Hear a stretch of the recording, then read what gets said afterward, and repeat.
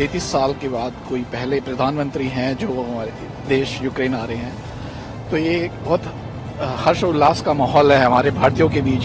हमें तो बहुत खुशी हुई कि मोदी साहब यहाँ पर आ रहे हैं। मैं तो ये समझता हूँ कि उनके चरण जहाँ पड़ते हैं वहाँ खुशहाली होती है।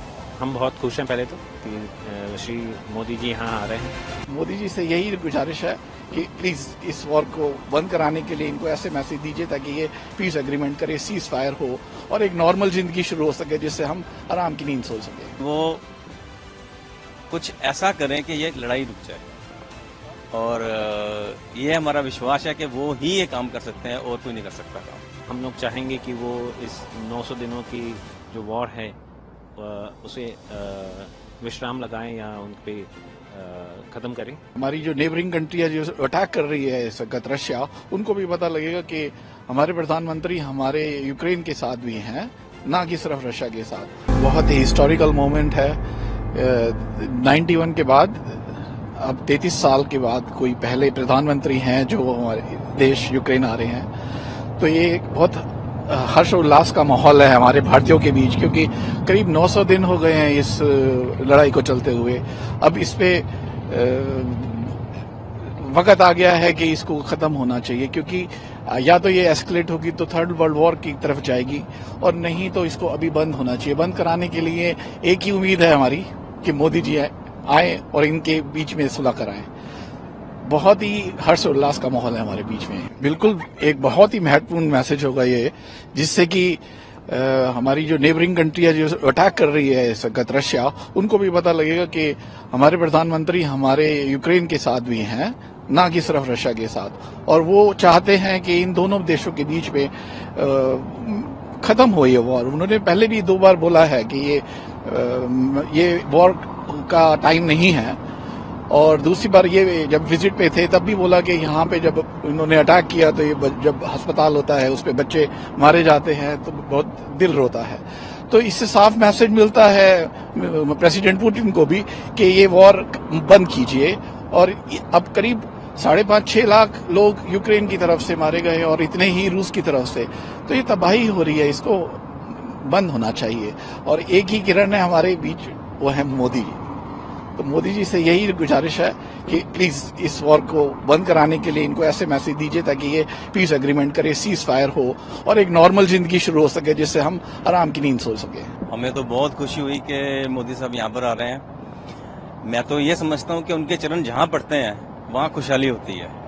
और मेरा ये मानना है कि जैसे एक देवलोक से कोई देवता आ रहे हैं यहाँ पर, और यहाँ पर आके वो जरूर एक ऐसा काम करेंगे जैसे हम लोग सब जने सुखी हों, क्योंकि इस टाइम वॉर के टाइम हम सब जने बहुत दुखी हैं, और हम चाहते हैं कि यहाँ पर खुशहाली हो और प्रॉस्पेरिटी आए यहाँ पर, जैसे पहले वॉर से पहले थी वैसे प्रॉस्पेरिटी आए। इस दौरे से क्या उम्मीद रखते हैं आप? इस दौरे से हमें बहुत उम्मीद है मोदी जी से कि मीडिएशन का बीच का काम तो चलो हमने सुना था वो नहीं करेंगे, लेकिन वो कुछ ऐसा करें कि ये लड़ाई रुक जाए। और ये हमारा विश्वास है कि वो ही ये काम कर सकते हैं और कोई नहीं कर सकता काम। वो इसलिए क्योंकि उनके कदम, मैंने शुरू में ही बोला, जहां पड़ते हैं वो शुभ है। आप जब वो सीएम थे गुजरात से और जब अब इंडिया जहां तरक्की कर गया है वो देखो, बड़ा फर्क है। और उसके बाद उन्होंने जो श्री राम जी के वहां अयोध्या जी में देखो, वो उनका इंतजार कर रही थी अयोध्या जी जब मोदी जी बने और उनके हाथ से सब कुछ हो।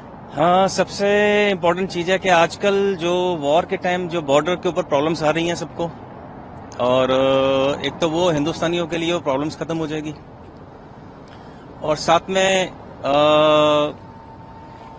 जो स्टूडेंट्स को भी काफी प्रॉब्लम आ रही है यहाँ पर आने के लिए। पहले जितने स्टूडेंट्स थे अब उतने स्टूडेंट्स तो यहाँ पर नहीं है, लेकिन जैसे पहले खुशहाली थी, स्टूडेंट्स थे, और यहाँ पर इवन फिल्म इंडस्ट्री भी आती थी यहाँ पर शूट करने के लिए, तो वो सब कुछ होगा। टूरिज्म का भी बहुत फायदा होगा और इस कंट्री में भी बड़ी खुशहाली होगी। हम तो इसका नमक खाते हैं कंट्री का, हम तो इसकी भी, हिंदुस्तान की साथ साथ हम इसको भी कहते हैं कि ये भी आगे बढ़े।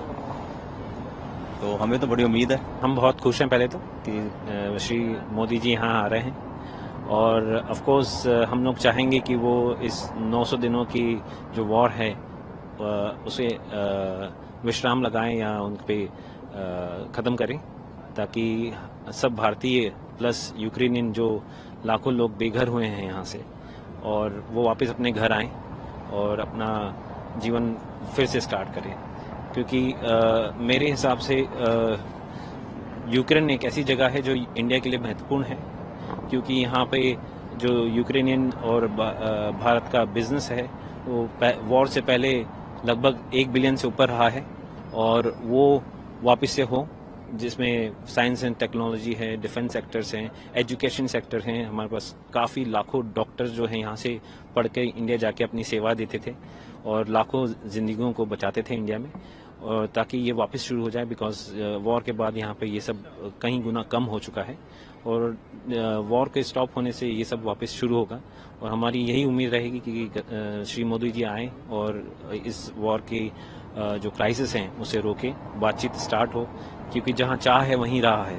तो इस तरह से कोई राह नहीं निकलेगी, वो हमें लगता है सिर्फ मोदी जी ही कर सकते हैं। जी, मुझे बिल्कुल लगता है ये होगा, बिकॉज हम ऑलरेडी अतीत में दे चुके हैं कि जब ये वॉर स्टार्ट हुई थी तो एक मोदी जी ही थे जिन्होंने ऑपरेशन गंगा को स्टार्ट किया था और लाखों स्टूडेंट्स को यहाँ से बाहर निकाला था, और दोनों साइड से बात करके उस टाइम सीज फायर करवा के हजारों जो हमारे स्टूडेंट्स यहाँ पे थे उनको थ्रू ऑपरेशन गंगा डिफरेंट कंट्रियों से बाहर निकाला था। तो मेरे हिसाब से वही एक नेता है वर्ल्ड में जो कि ये चीज़ को संपन्न कर पाए हैं, और उन्हीं की बदौलत आई थिंक ये वॉर भी स्टॉप होगी और दोनों देशों में वापस से संबंध बनेंगे।